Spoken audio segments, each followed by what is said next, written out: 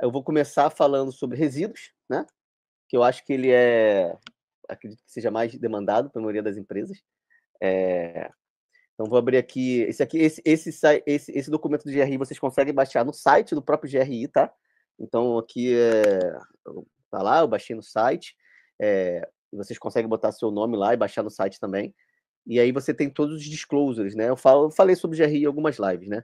E aí tem um caderno aqui de resíduos. Cadê resíduos aqui, ó? 306. Então, nesse caderno 306, ele diz quais são as preocupações, quais são os indicadores, quais são os disclosures que você deve reportar para falar sobre como está a sua gestão de resíduos, tá? Eu vou entrar aqui no mérito mais da parte de indicador. Existem informações qualitativas aqui também, então quando você vai construir um relatório de estabilidade, você tem que discursar sobre a sua gestão de resíduos, né? E normalmente isso é a área de resíduos, a área que toma conta dos resíduos é quem vai discursar sobre isso, como é que foi o tratamento, quais foram as suas ações, blá, blá, blá, blá. Então, existe um questionário, as empresas que trabalham com relatório de estabilidade, por exemplo, uma consultoria que faz relatório, ela vai ter um questionário lá em Excel, ou pode usar o sistema da RAS. A gente não é a empresa que disponibiliza o questionário, a gente é um gestor de questionário.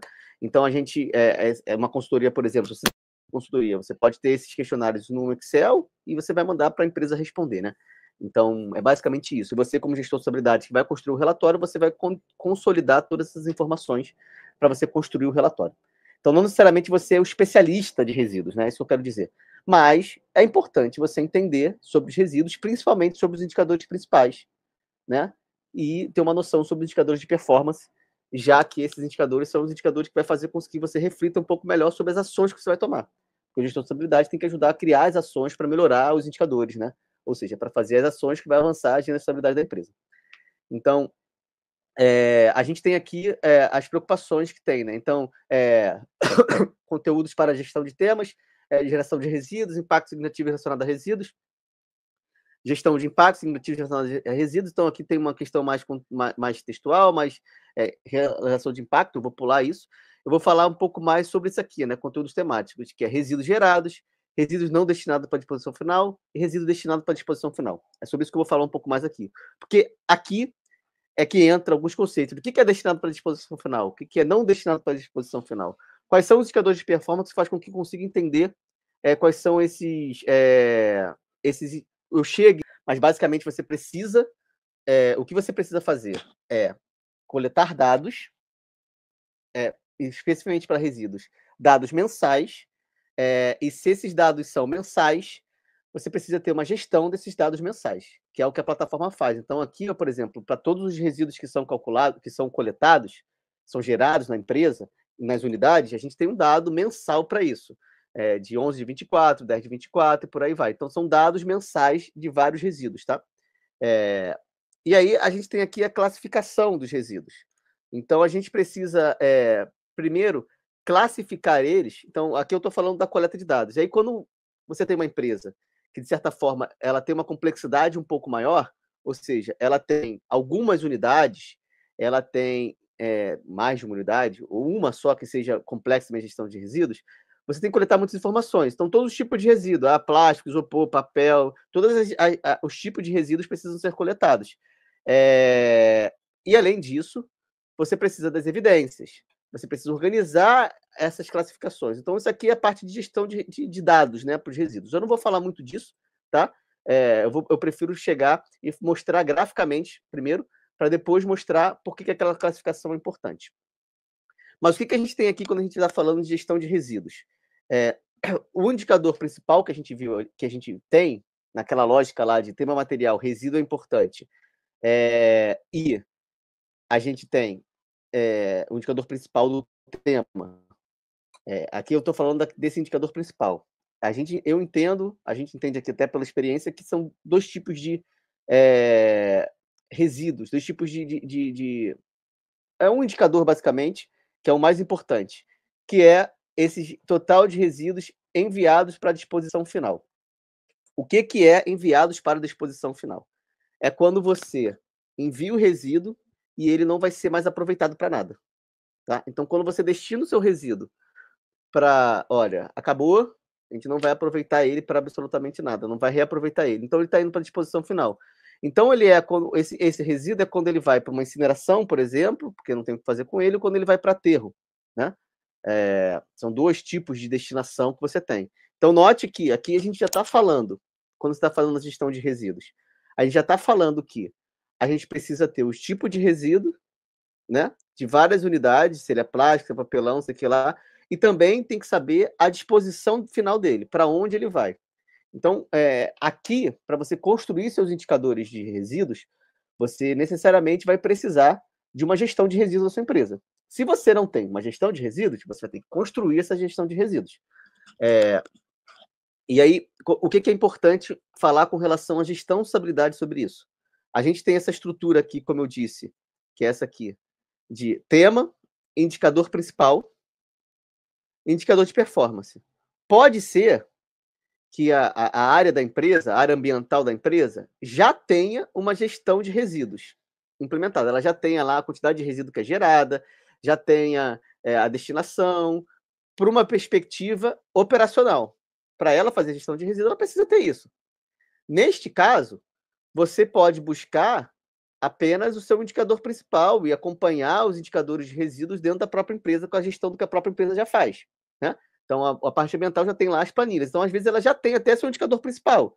Ela já tem quantidade de resíduos enviados para incineração, para aterro, tarará, tarará, que é o seu indicador principal. E aí você não precisa fazer a gestão nesta aba aqui, né? Aqui o que eu estou apresentando aqui é o detalhe, né? São os indicadores de performance.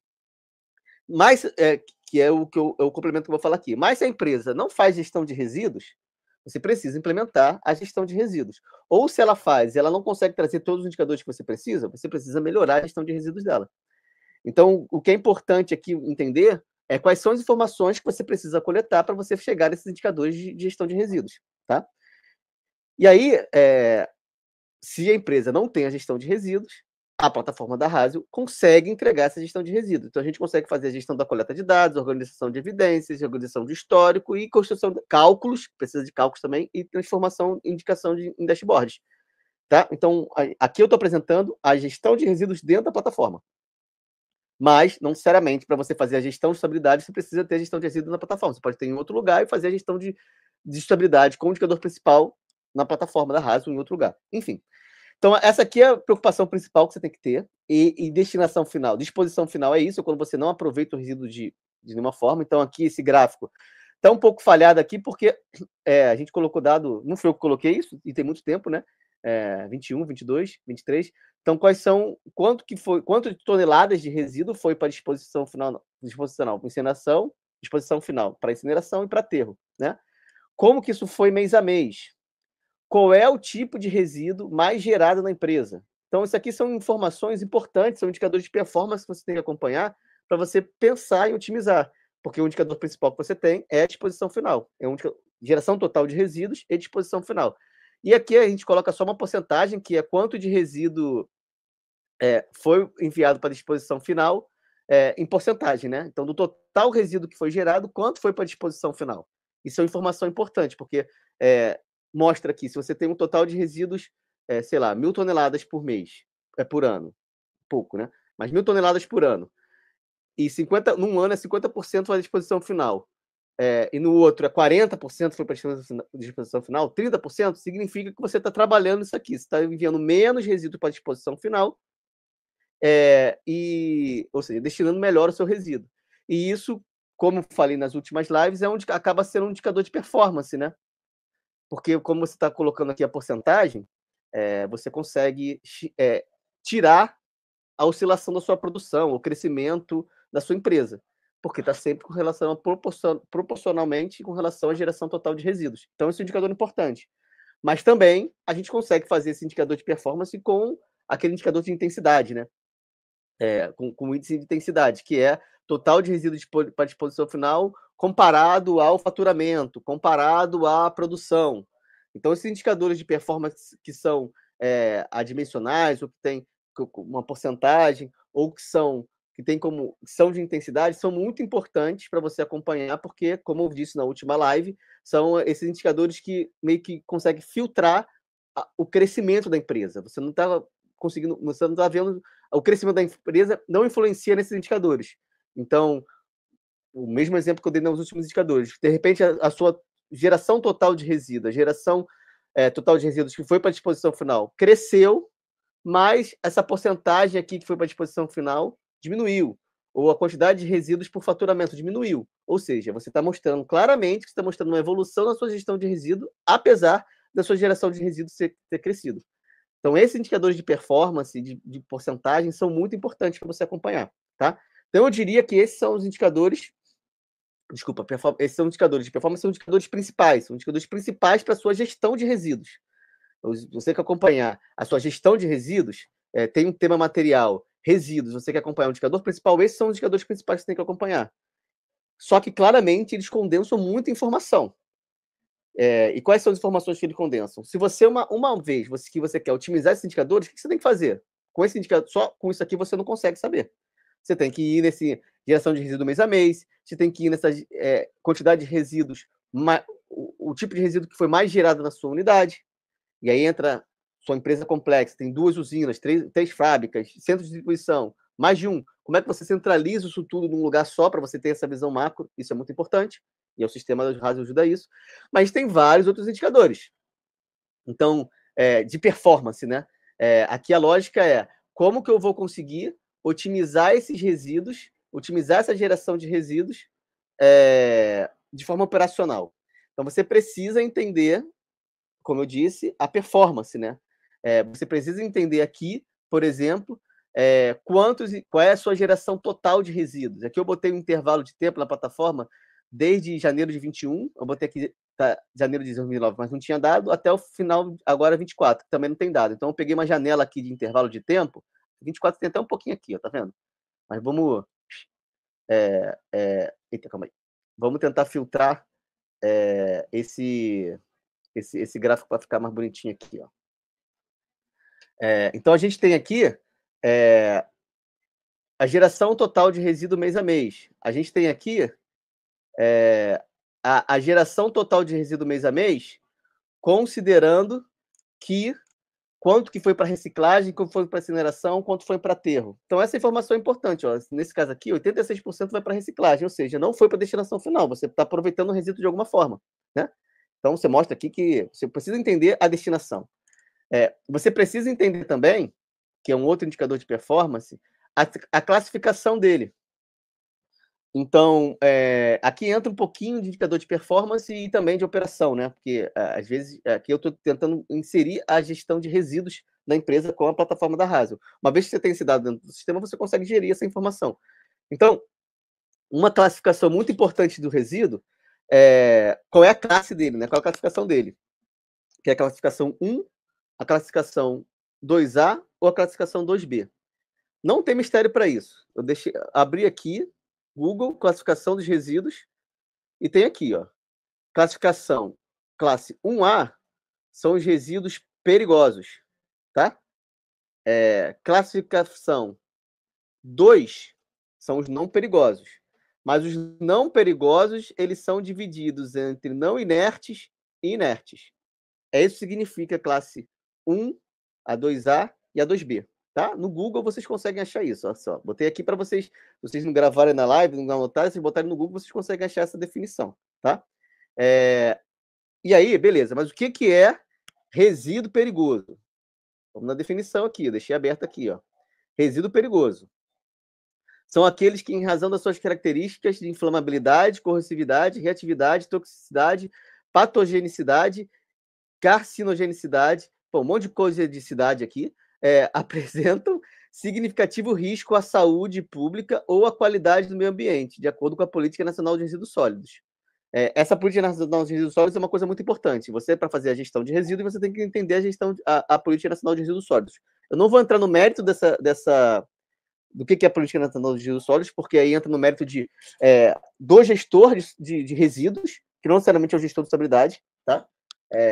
Se a empresa não tem mais gestão de resíduos, talvez valha a pena ter um apoio de alguém para construir isso, né? Mas a área de meio ambiente tem essa informação, provavelmente sabe isso aqui e sabe sobre essa classificação. Eu estou passando aqui para deixar alinhado o que eu estou representando lá naqueles gráficos, tá? Então, isso aqui que é resíduo perigoso. Então, resíduos perigosos são que causam um dano a pessoas ou ao meio ambiente. É basicamente isso, né? É de acordo com a Política Nacional de Resíduos Sólidos. Então, tem uma definição do que é isso. E não perigosos é que não causa dano ao meio ambiente e à pessoa, né? Mas aí o que significa não inerte e inerte, para você classificar o 1A e 1B? Eu não deixei aberto aqui, mas eu posso botar aqui, ó, inertes. Não é difícil de entender. Quais são os resíduos inertes? Dá para ler aqui, ó. Resíduo inerte é um tipo de resíduo que, devido às suas características de composição físico-química, não sofrem transformações físicas, químicas ou biológicas de relevo, mantendo-se inalterados por um longo período de tempo. Então, um resíduo inerte é aquele que não reage com a natureza, com transformações físico-químicas, transformações físicas, transformações biológicas, ou seja, não tem degradação. Isso é um resíduo inerte. Então, o resíduo inerte é pedras, demolição, areia, sucata de ferro, ou seja, ele vai lá para o meio ambiente e ele não vai sofrer nenhuma reação. Isso é que é o inerte, tá? Enquanto que resíduos não inertes são os que têm, né, uma certa reação. Então, resíduos orgânicos, vou botar aqui, não inertes, para ver se aparece alguma definição. Resíduo não inerte apresenta diferentes formas que também não possuem poder de contaminação ou destruição. Podem sujar rios, atmosferas, podendo... Não, resíduo aqui está... Resíduos não inertes, podendo ficar inativos por muito tempo. Além disso, resíduos podem ser solúveis em água, capazes de pegar fogo, ou seja, tem uma certa reação, tá? Então, esses resíduos inertes é importante você entender o que é, porque isso influencia também o tipo de destinação. Se você está enviando um resíduo perigoso, perigoso já tem que ter uma destinação melhor, né? Uma incineração tem que ter uma preocupação com a destinação de um resíduo que é perigoso, né? Tem que ter uma preocupação com ele. Então, não é qualquer tipo de destinação que você pode ter. Então, você consegue bater aqui quais são os tipos de resíduos que estão tendo a destinação correta. E isso é um indicador importante de estabilidade.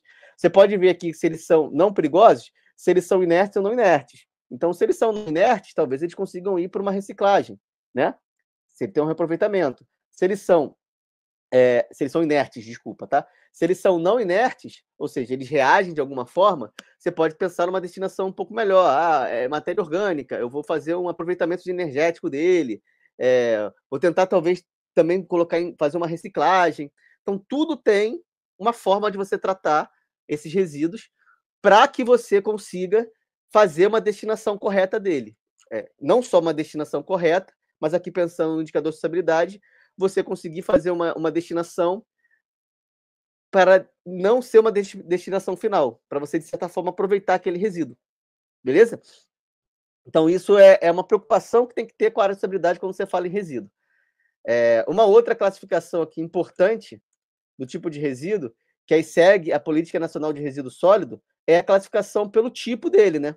Então, se ele é isopor, se ele é papel, se ele é madeira, se ele é plástico, se ele é resíduo diverso, se ele é alimento, se ele é resíduo hospitalar, se ele é rejeito, né?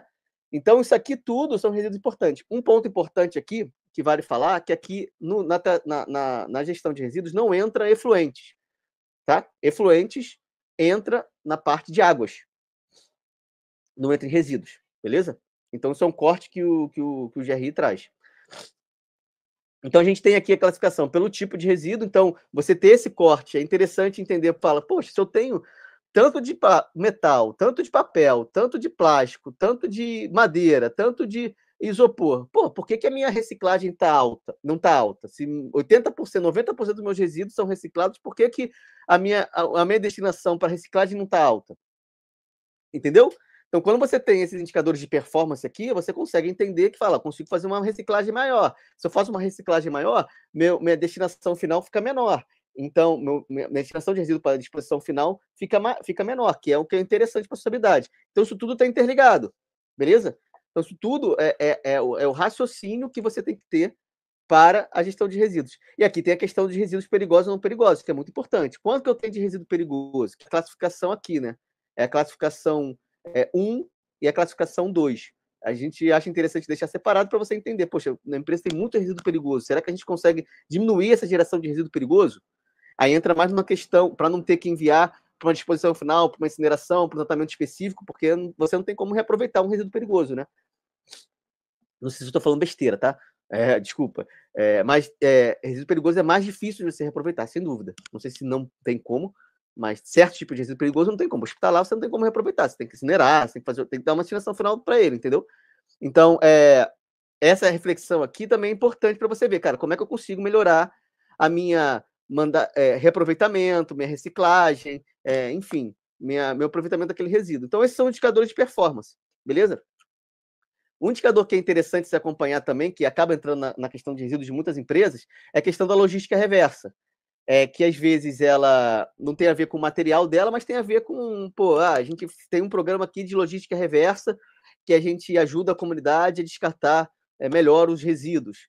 Então, é uma coisa à parte, né? Não necessariamente é resíduo da empresa, mas não deixa de ser um tratamento de resíduos, que é uma logística reversa, em que você pega, às vezes, metais, óleos, vidro, plástico, papelão e destina para fazer um reaproveitamento, uma reciclagem. Então, tem empresas que fazem isso, também vale a pena olhar para esse corte.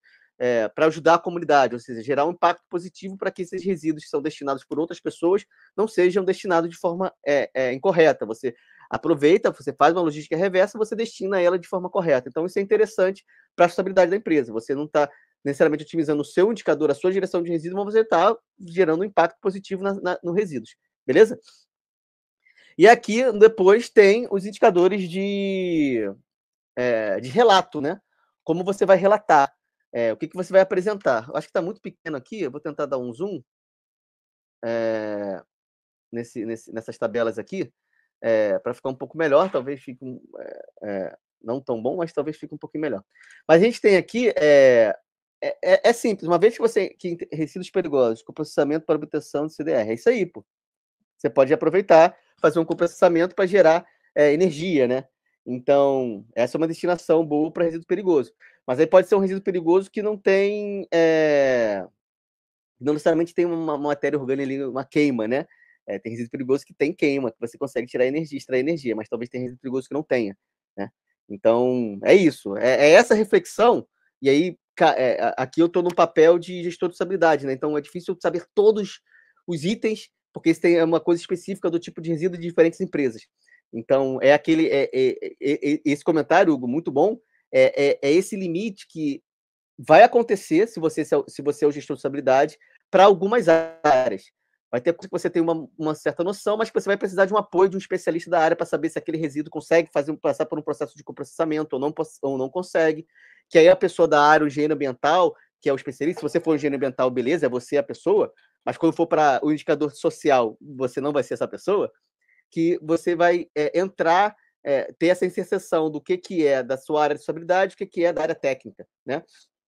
Então, é um limite que você pode ir mais para dentro ou você vai acabar ficando mais superficialmente, que é normal, tá? Quanto mais para dentro, melhor. Mas se você trabalha numa empresa só, né? Você acaba entendendo mais sobre a sua empresa. Enfim. Então, aqui a gente tem, basicamente, as tabelas de apresentação dos seus indicadores ano a ano, né? Então, quando você está fazendo a gestão para relato, você está fazendo um reporte que é ano a ano. Então, você vai reportar o resíduo total, você vai reportar o que é perigoso, não perigoso que foi para reciclagem, perigoso que foi para reciclagem, ou seja, eu estou mostrando aqui quem foi para disposição final, que não foi para disposição final. A gente está mostrando aqui quanto foi para incineração, reciclagem e aterro. Vai para... Beleza, Hugo? A gente vai para perigoso e não perigoso, a gente vai para o tipo de resíduo, alimentos, rejeitos, madeiras, metais, plásticos, e aí entra na questão de gestão de resíduos. Se a sua empresa é uma empresa nova, que não tem gestão de resíduos, pode ser que ela não tenha nem essa separação aqui. Então, você vai precisar que a área faça a separação do resíduo para você poder reportar esse resíduo de forma correta.